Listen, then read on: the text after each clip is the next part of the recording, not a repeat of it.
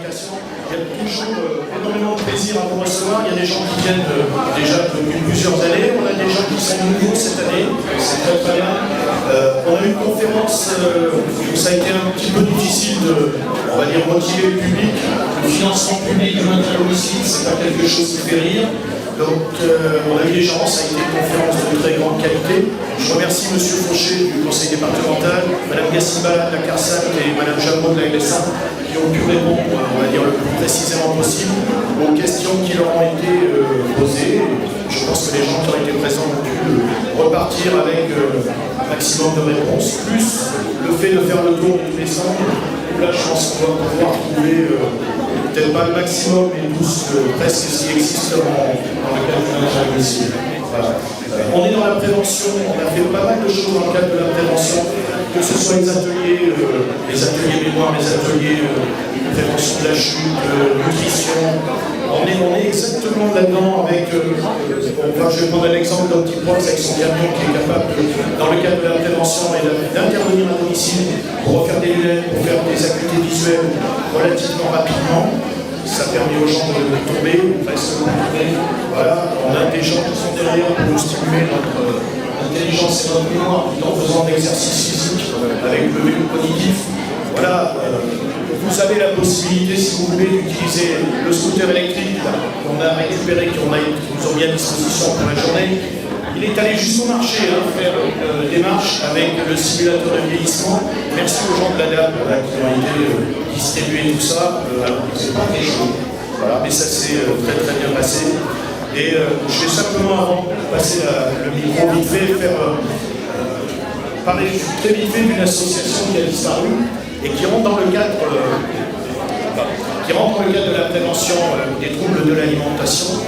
Et avec toutes les conséquences que ça peut avoir. C'est une association nationale qui s'appelle CICIB et qui assurait des soins dentaires et qui est dissoute sur un problème de conseil de l'ordre et non-respect du code de déontologie parce qu'ils allaient à domicile et que normalement un dentiste n'a pas le droit de travailler hors d'un cabinet. Ils n'ont pas pu obtenir de dérogation. Il y avait 18 dentistes qui travaillaient sur la région parisienne et qui ne faisaient que du soin très très simple.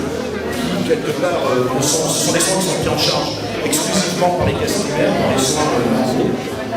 Ils allaient à domicile, ils allaient dans les établissements pour personnes âgées, ils allaient dans les établissements pour handicapés qui se déplaçaient, ils ne peuvent plus se déplacer.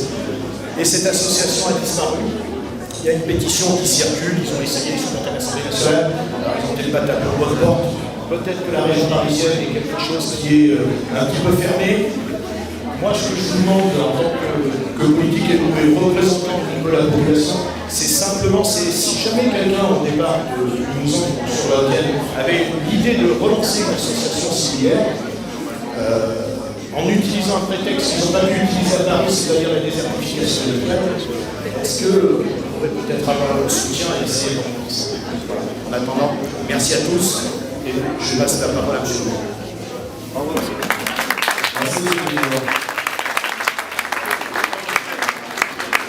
Madame la députée, Madame Mac, j'ai le plaisir de l'accueillir sur la première manifestation. Je crois que c'est la plus jeune députée du Limousin simplement de tous les temps. Donc c'est toujours bien d'avoir des jeunes, parce que les réunions sur un salon de la personne, qui maintient la personne plutôt âgée, on va dire, à domicile. Eh bien, voilà, on a la plus jeune députée du Limousin qui est là et j'en suis très content. Merci de la présence de Marie-Ange. Madame la vice-présidente, on connaît bien maintenant, parce qu'elle est là tous les ans, un peu plus âgée, j'allais dire, mais jeune vice-présidente elle-même. Donc, le département de la scène, mesdames et messieurs, je suis bien sûr toujours très content d'accueillir ce salon suivi. Et d'autant plus que, plus on vieillit, plus on a aussi, on est confronté aussi au maintien à domicile de ses parents. Et on se rend compte que quand on est jeune, on ne se pose pas la question. Et que plus l'âge vient, plus on est confronté à ça, et plus on est content de rencontrer les interlocuteurs qu'on a autour de la table ici aujourd'hui. C'est vraiment un lien essentiel dans la société, dans le vieillissement. Et je crois qu'aujourd'hui, il faut que l'État, le gouvernement, ait bien conscience de l'utilité des associations, des services publics qui sont vitaux pour donc, le bon vieillissement et le bien-être de nos personnes âgées. Le maintien à domicile, je pense qu'il passera aussi par votre accompagnement au niveau associatif, mais il passera aussi par l'accompagnement par la municipalité, au niveau du lien social. Le lien social, parce qu'on peut maintenir à domicile si on ne voit personne de la journée.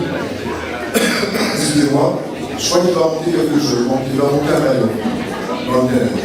Et ce maillon-là, il va nous donner les moyens, nous, communes, conseils départementaux, de faire vivre des associations, de faire vivre des moments, de permettre aux gens de se regrouper, d'être accueillis 2 jours par exemple, dans des espaces conviviaux qui leur permettent de garder le lien avec la société et avec donc la vie, parce que souvent, c'est bien de laisser les gens à domicile, mais il faut aussi leur donner un lien social. Donc ça, c'est ce que je dis. Deuxième point, je voulais signaler que je signale très amicalement à Marie Angelin, qui est députée, j'espère qu'elle va remonter le message auprès du gouvernement, c'est qu'aujourd'hui, les offices HLM, qui sont partie des offices qui permettent aux personnes âgées de rester chez elles, parce qu'elles permettent des loyers relativement bas par rapport au privé. Les offices comme l'ONEC, par exemple, que j'ai l'honneur de présider, construisent aussi des maisons qui permettent aussi de maintenir ici, parce que complètement accéder à bien, on construit des pavillons dans des villages qui n'auraient pas les moyens de construire. Et bien aujourd'hui, avec les décisions gouvernementales, il faut savoir que nous n'aurons plus les moyens, si c'est maintenu, aujourd'hui j'ai alerté Marie-Ange, nous n'aurons plus les moyens en 2018 ni de construire, ni de rénover les bâtiments. Donc c'est un appel au secours, parce que nous sommes des centaines de responsables d'office qui sont très inquiets aujourd'hui, mais ça va toucher des millions de personnes. Et donc voilà, je voulais dire qu'aujourd'hui, donnons-nous les moyens, donnez-nous les moyens de continuer à construire, continuer à rénover. Parce que maintenir les gens, si c'est pas dans la rénovation, si c'est la salut, ça ne marche pas non plus. Voilà. Donc c'est vraiment, je suis un peu politique aujourd'hui, c'est rare, mais j'ai cette casquette de président de l'office et avec une grande inquiétude pour l'avenir de nos offices. Et je crois qu'on n'a pas le droit aujourd'hui d'attaquer le logement social. Voilà, je suis assez clair, mais je crois qu'il fallait le dire, comme il a dit par l'association. On a les moyens de vivre en France, je pense, dans la bonne entente. On a les moyens de trouver de l'argent là où il est, mais surtout pas auprès des pauvres. Merci à vous.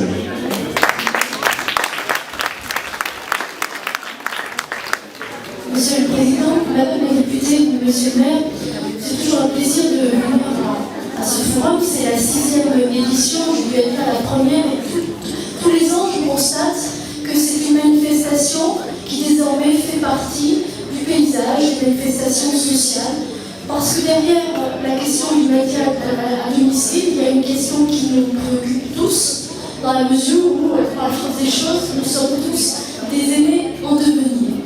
Vous le savez, le conseil départemental, et je salue les agents qui représentent le département aujourd'hui, le conseil départemental est au cœur de cette préoccupation de la prise en charge de nos aînés. Alors, la question du financement est bien sûr une question un peu abstraite pour tout un chacun, mais elle est fondamentale parce que, par la force des choses, dans la mesure où on est une société qui vieillit, il est dit qu'en 2030, plus de 30% de la population aurait plus de 60 ans. Ça veut dire que la question de la dépendance devient un véritable défi. Et derrière ça, il y a bien sûr la prise en charge de nos aînés. Et donc le financement, c'est une question fondamentale. Et l'enjeu est de trouver un équilibre entre ce qui relève du conseil départemental, en ce qui relève de l'État, de la sécurité sociale, des associations, du secteur privé. Donc ce fragile équilibre, il faudra qu'on le trouve. Parce qu'une société comme la nôtre ne peut pas laisser au bord de la route nos aînés. La question du maintien à domicile soulève aussi la question de celle des aidants. Bon, hier, c'était la journée en hommage aux aidants. C'est une vraie question parce qu'il y a une vraie souffrance dans les familles par rapport à la prise en charge de l'aîné. Et je crois que ce qui est fondamental, il faudra y réfléchir, sinon ça doit être aussi une préoccupation législative, c'est véritablement de créer un statut, de créer un accompagnement pour les aidants, non seulement sur le plan financier, mais aussi sur le plan juridique. Tout à l'heure, on discutait avec une association, la FEPEL, qui expliquait que, ben oui, quand on est aidant, il y a des préoccupations juridiques, on peut devenir employeur parce qu'on a besoin d'un soutien, éventuellement d'une tierce personne, et derrière ça, il y a bien sûr des préoccupations juridiques. Donc vous voyez que le sujet du maintien à domicile est un sujet inépuisable, et je crois que tout un chacun, parce que la solidarité n'appartient pas uniquement au conseil départemental, tout un chacun, nous devons travailler ensemble pour faire en sorte que nos aînés aient toute leur place dans notre société. Merci à tous pour tout ce que vous faites au quotidien.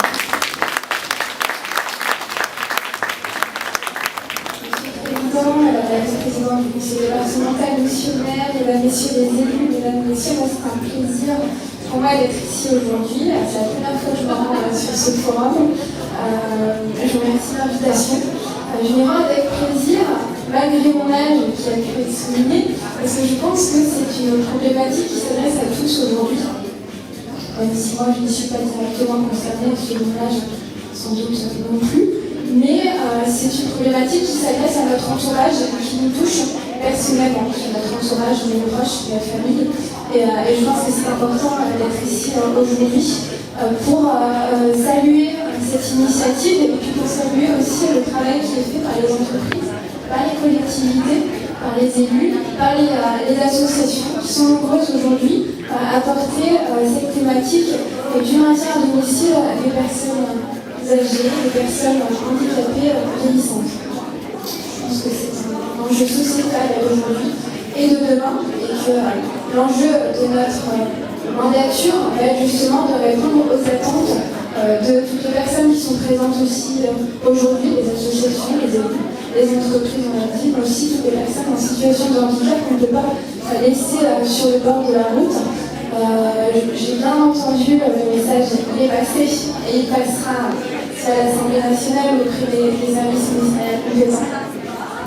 La politique que je porte est une politique qui vise justement à augmenter les minima sociaux, à augmenter l'AH, à augmenter le minimum vieillesse, et nous serons vigilants en tout cas à ce qu'on laisse personne sur le bord du chemin. Le message est bien passé. Je vous souhaite de passer une excellente journée sur ce forum. Les échanges et les rencontres sont très nombreuses et très riches. Et je vous remercie de votre accueil. Merci beaucoup.